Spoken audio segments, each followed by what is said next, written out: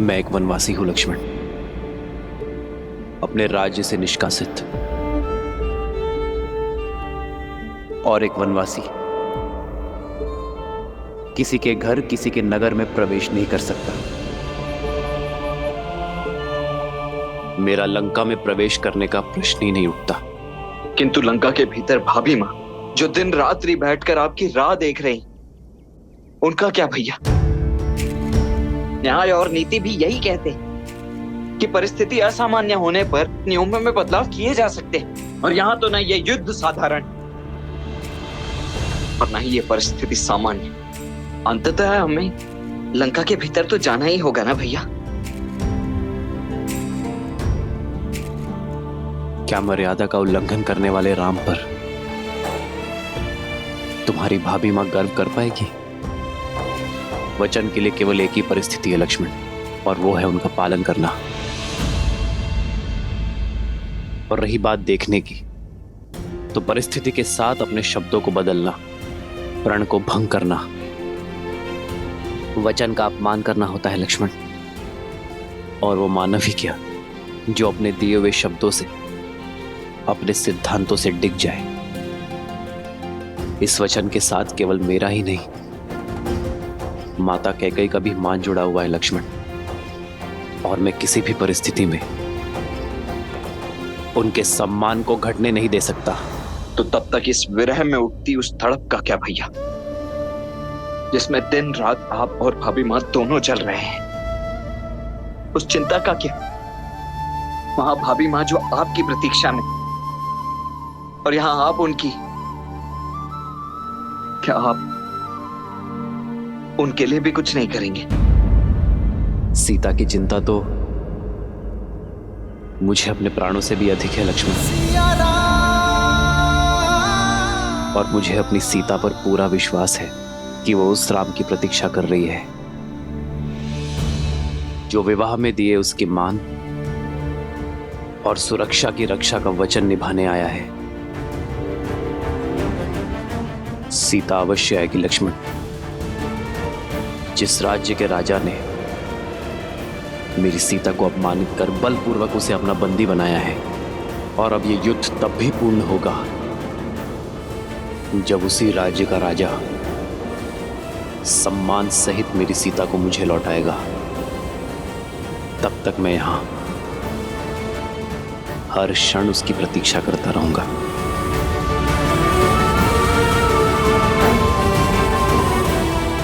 सीता लंका में बंदी बनकर आई थी, किंतु बाहर एक रानी बनकर आएगी।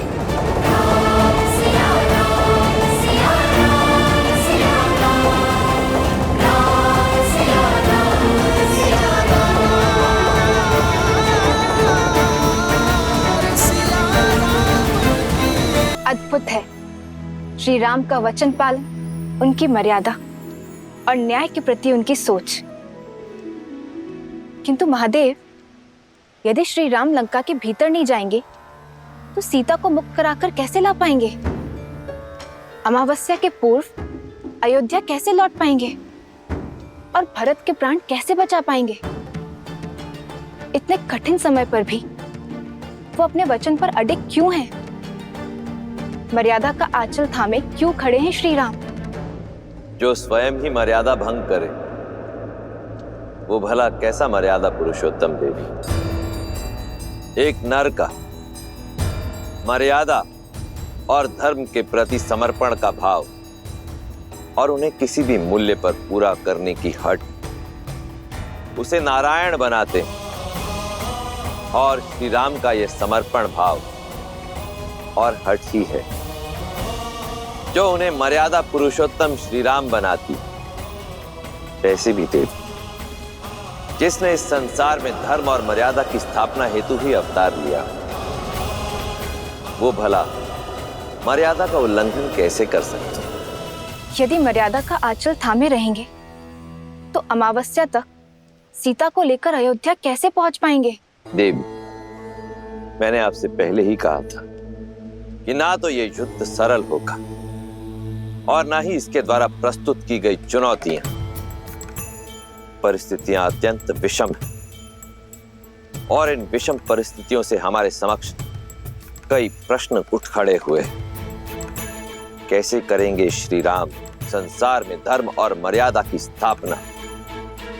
कैसे करेंगे श्री राम देवी सीता की रक्षा? कैसे समय रहते पहुंचेंगे श्री राम अयोध्या अपने भ्राता भरत के प्राण बचाने के लिए? परंतु इन सभी प्रश्नों के उत्तर मैं नहीं दूंगा। इन सभी प्रश्नों के उत्तर देंगे श्री हरि विष्णु के मनुष्य अवतार मर्यादा पुरुषोत्तम श्री राम।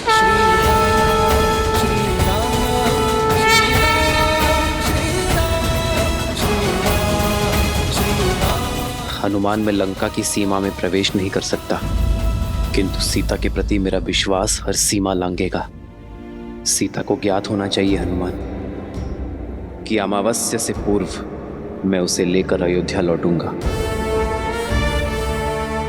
मेरी हर श्वास उससे मिलन की प्रतीक्षा कर रही है। प्रभु, माता तक आपका संदेश अवश्य पहुंचेगा,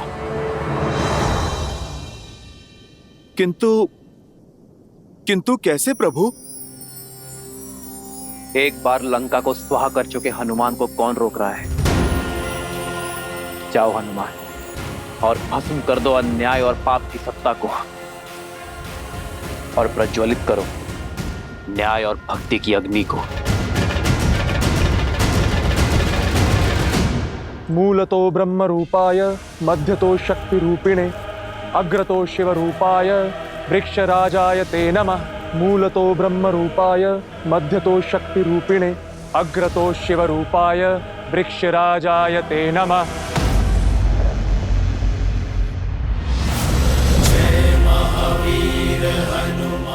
भागो, भागो। अरे ये तो वही है, फिर आ गया हाहाकार मचाने। भागो, प्राण बचाओ, हनुमान आ गया है, भागो। अरे डरो मत, वानर हूँ, राक्षस नहीं।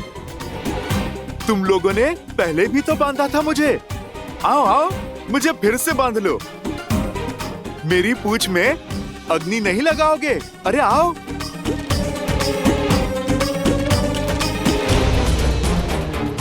आओ आओ आओ ना, लगाओ अग्नि।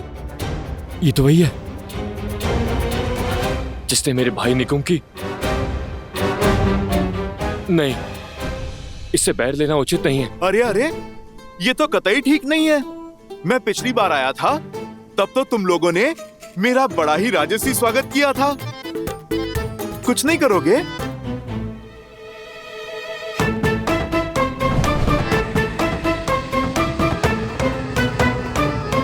अरे भाई, विलंब किस बात का? पकड़ो मेरी पूंछ। अरे बढ़ाओ हाथ और लगाओ अग्नि। बढ़ाओ बढ़ाओ। ए, तू जाना, तू जाना, तू जा, तू जा। अरे भाई, ये तो बुरी बात है ना।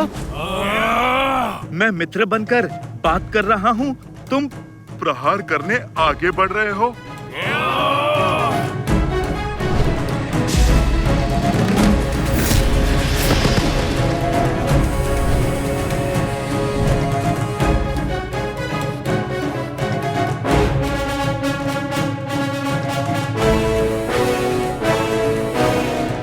आ गए मेरे शिष्यों? जी हनुमान काका।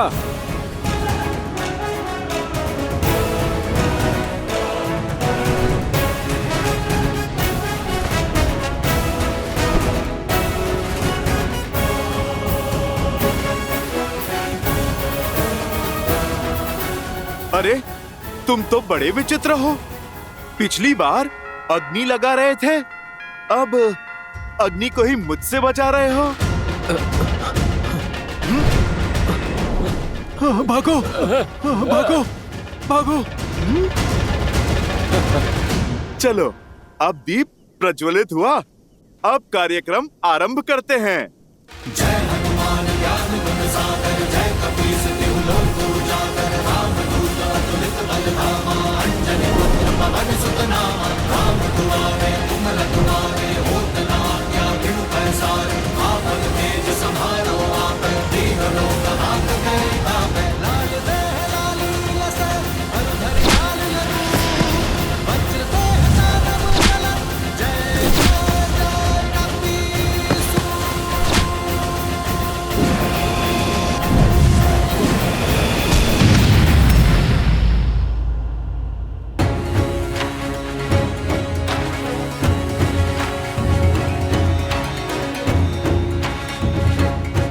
मैं लंका में प्रवेश नहीं कर सकता,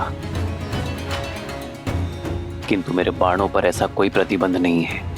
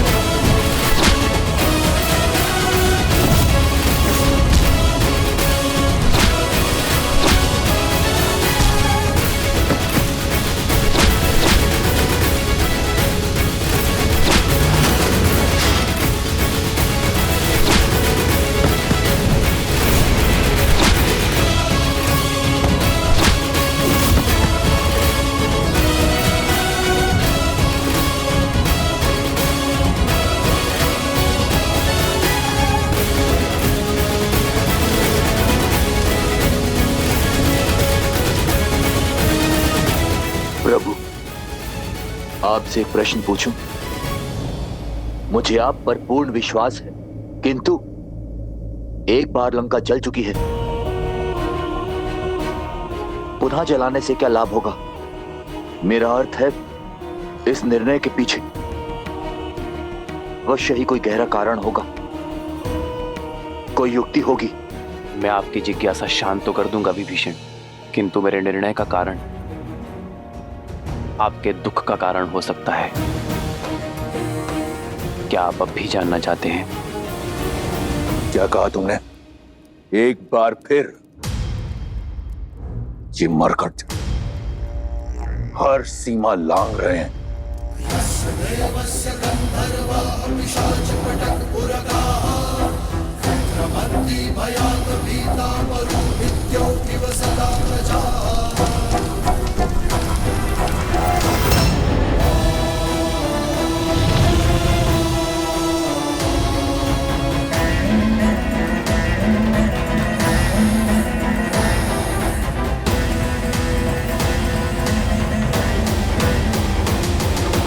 ये अग्नि लंका दहन के लिए नहीं है, रावण के मन में और अधीरता भड़काने के लिए है।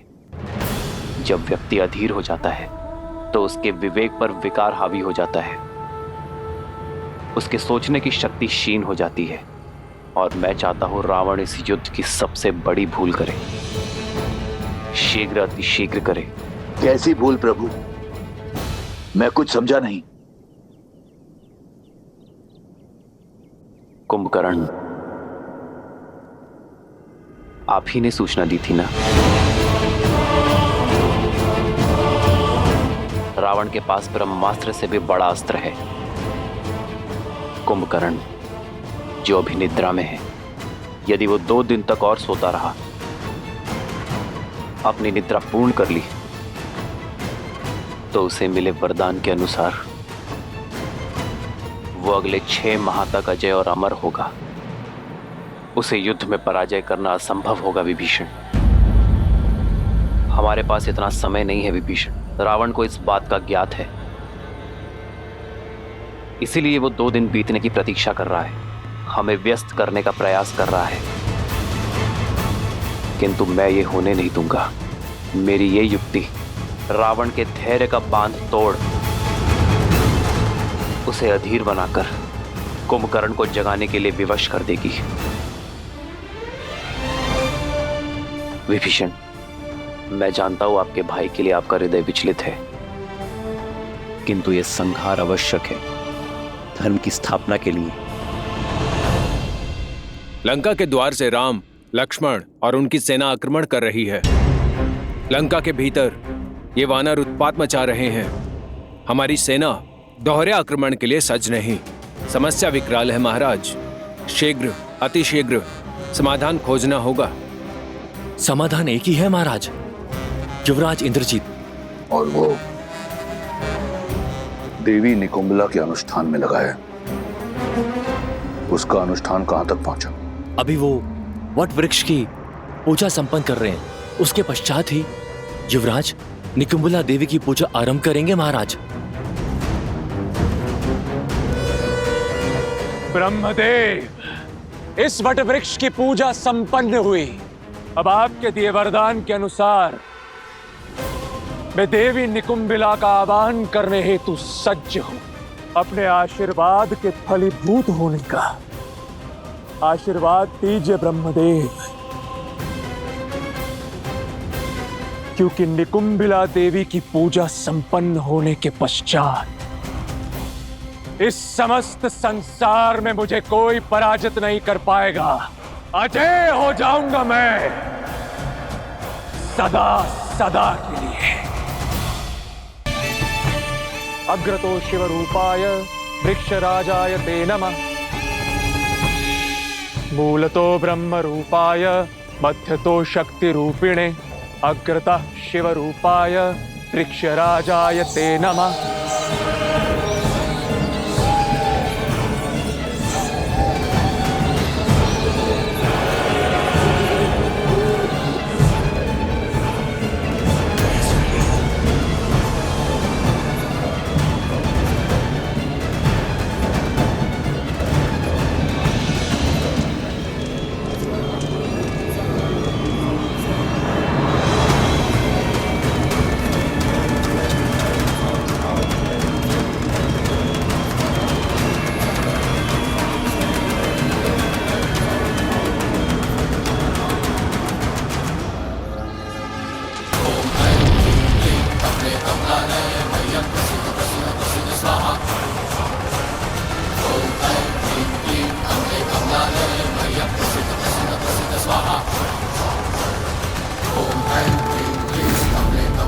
हे देवी निकुंबिला,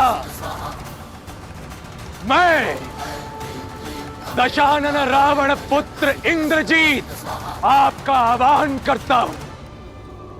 आपसे अजय रथ और शक्ति अस्त्र मांगता हूं और यह आशीर्वाद चाहता हूं कि आपके शक्ति अस्त्र से मैं उन वनवासियों के जीवन का अंत स्वयं अपने हाथों से लिख सकूं। समस्त लंका की आस और मेरे पिता का विश्वास केवल मुझ पर टिका हुआ है और मेरी आस और मेरा विश्वास आपके आशीर्वाद पर, मेरे अजय होने के वरदान पर। इसलिए अब जब तक मेरी मनोकामना पूर्ण नहीं हो जाती, मुझे वो अजय रथ और शक्ति अस्त्र प्राप्त नहीं हो जाता, मैं अपना रक्त आपको समर्पित करता रहूंगा। जब तक मेरे शरीर में बहते रक्त की अंतिम बूंद समाप्त नहीं हो जाती, मैं आपकी पूजा आराधना करता रहूंगा। ओम निकुंबलाय नमः, ओम निकुंबलाय नमः, ओम ह्रीम झूम सा, ओम भूर्भुवः स्वाहा। लंका के पास समय नहीं है महाराज। वानरों का तांडव आपने देखा है। शीघ्र ही कुछ नहीं किया तो हम सब कुछ हार जाएंगे महाराज। रावण के रहते ऐसा नहीं होगा। इन उद्दंडियों को दंड अब मैं स्वयं दूंगा। नहीं महाराज, पिताश्री कुंभकर्ण, युवराज इंद्रजीत और मेरे होते हुए आपको रणभूमि में जाने की कोई आवश्यकता नहीं। तुम्हारे पिता की निद्रा टूटने में कितना समय शेष है? 2 दिन महाराज। यदि कुंभकर्ण को समय से पहले उठाया, ना तो वो अजय रहेंगे और ना ही अमर। युवराज को बुलाने के अतिरिक्त और कोई विकल्प नहीं महाराज। हाँ महाराज, हमें युवराज इंद्रजीत को वापस बुला लेना चाहिए। अब वो ही हैं जो इन नर और वानरों की सेना से इस लंका को बचा सकते हैं।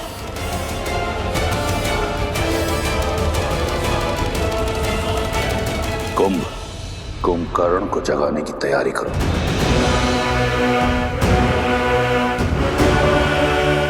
एक बार सोच लीजिए महाराज, यदि पिताश्री को अभी उठाया तो अगले 6 माह तक अपना अमृतत्व खो देंगे। तुम्हें क्या लगता है इस बात का मुझे ज्ञान नहीं? रावण से अधिक कुंभकर्ण की शक्तियों के बारे में कोई नहीं जानता। चाहे उसकी निद्रा पूर्ण हो या ना हो, मेरे कुंभकर्ण में इतना बल है कि वो उन मरकटों पर काल बनकर बरसेगा। तुम लंकेश के आदेश का पालन करो और उठाओ मेरे कुंभकर्ण को। मैं राम और इस युद्ध का अंत देखना चाहता हूं, शीघ्र अतिशीघ्र। यस्य देवस्य तद्धर्मा